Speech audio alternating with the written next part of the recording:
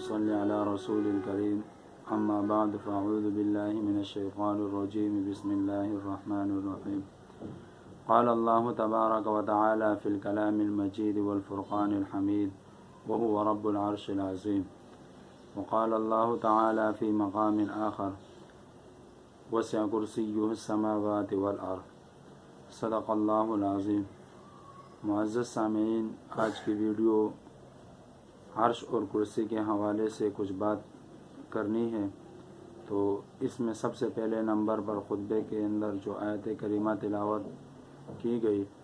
سورۃ التوبہ کی 129 نمبر آیت مبارکہ ہے، اور اس آیت مبارکہ کا ترجمہ وَهُوَ رَبُّ الْعَرْشِ الْعَظِيمِ یعنی وہ عرش عظیم کا رب ہے۔ اس آیت مبارکہ کے اندر اللہ رب العزت نے خاتم الانبیاء علیہم السلام کو تسلی دی، اور تسلی کے اندر ان سے یہ فرمایا کہ اگر یہ لوگ اتنے صاف اور واضح اعلان کرنے کے بعد بھی اپنی منافقت سے باز نہیں آئیں گے تو انہیں کہہ دو کہ اللہ رب العزت میرا حامی اور میرا مددگار ہے،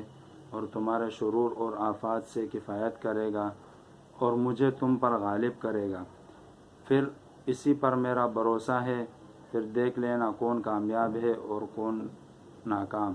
اور وہی عرش عظیم کا مالک ہے، اور وہ تمام کائنات کو محیط ہے۔ اور اسی طرح دوسری آیت مبارکہ وسع کرسیہ السماوات والارض، اس آیت مبارکہ کے اندر حضرات مفسرین حضرات فرماتے ہیں کہ اللہ رب العزت نے کرسی اور آسمان کرسی کا ذکر، عرش اور کرسی کا ذکر متعدد بار کئی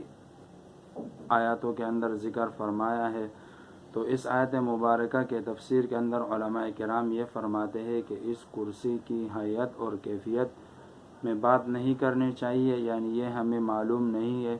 لیکن اس پر علم،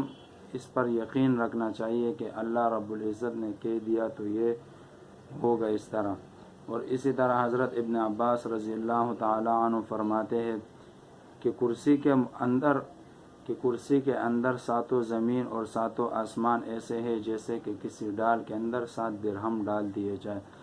اور اسی طرح